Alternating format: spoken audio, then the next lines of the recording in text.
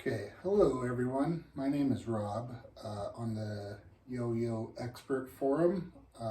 My screen name is VolksRob.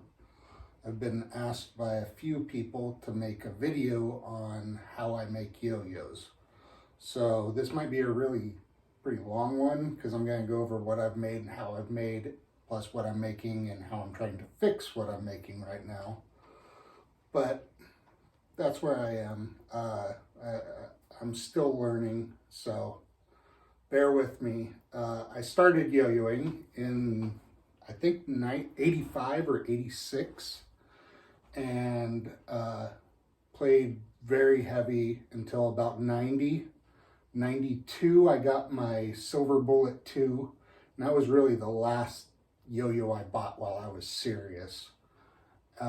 Then, get a car, get a girlfriend, that stuff just goes away. And I would pull them out every so often, once a year, once every other year, play with them for about a week, and then okay, I'm right where I was.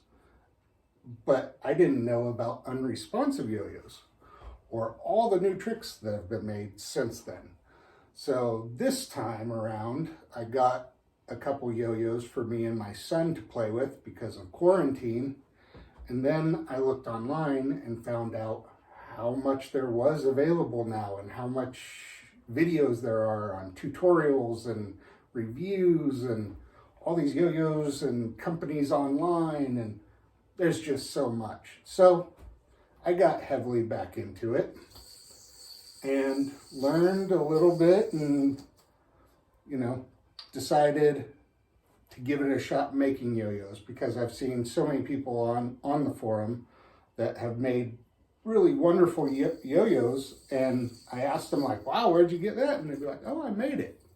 It's like, well, if this guy can make it and I have those tools, why can't I make it? So that's where I started, and this is my first yo-yo I made. It's Purple Heart. There's a oak cap, but this is a unresponsive. It's using the Fluid 3D print kit that I got off of Yo-Yo Expert. I believe I'm running a CTX bearing in it. The Yo-Yo Factory CTX 10 ball, whatever. I got it on Yo-Yo Expert as well. So yeah, I made that. I didn't recess the printing kit at first because I didn't know how to do it as precise as I knew it would have to be done. And Glenn at Spinworthy contacted me and told me that you could recess things with a Forstner bit, and I didn't know about those, and now I do. So I've used them a few times. Because right after this, I made this yo-yo, and I called this one the Pocket Change. It was just scraps from this one that I made, and it was so light I needed extra weight, so I glued on some quarters because they were just the right size to fit on it. And I think that's actually where Glenn told me about the Forstner bit, was to recess those. So I went back and I got a little bit more wood. This is scrap wood from the scrap bin at my local wood shop. So I bought a couple at least foot-long pieces of walnut and maple for like $7. So I made this little guy, and I called this one the Pocket Change 2. And it has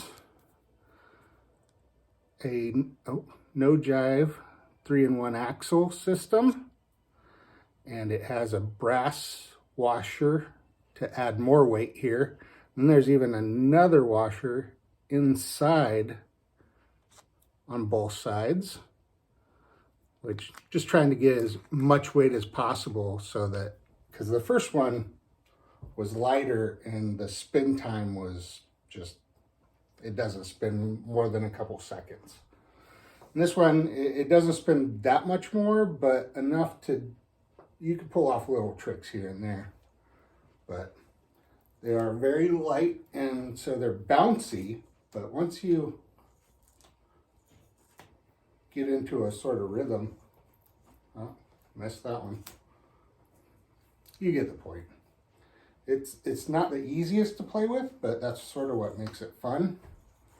And this was pretty stable. I mean, like, not a lot of vibe. A little bit, but not a whole lot. Then this is my last run. This one I called the Pumpkin Spice because of the yellow, orange, and brown colors. This is Yellow Heart, Paddock, and Walnut. For the axle, this is 3-piece glued construction. You can see I've been having, since I beveled it with a router, I've been getting wood burn here and there. So that little stripe right there is wood burn. And almost all my yo-yos have that at this point, but with my new lathe setup, hopefully it won't be that way anymore. So that's what I've made in the past. While I am here in my room, my hangout room, these are my yo-yos up here. This is all stuff I've gotten in the last year, a little over a year, but that's my collection so far. Love One Drop. PV44 is awesome. I do like that one. MCMO is money all day. Same thing with Burnside. I love that. Burnside 2020. Responsive wise, this has to be the best thing made for responsive yo-yos so far. It's amazing. It really is. One Drop made it. Timber, as far as wood goes, these are the smoothest things I've ever played for a wood yo-yo. Like, they are unbelievably smooth for wood. It seems almost unnatural how smooth it is. But, you know, that's tighter tolerances. They're making them on good equipment, and I was making mine on a drill press with sandpaper and a file, for the most part, for these. And I'll show you that later. So that's it for now. If you have any questions, feel free to ask me in the forum. Okay, and I will go to the garage and show you next what I'm currently working on and what I'm working with. All right,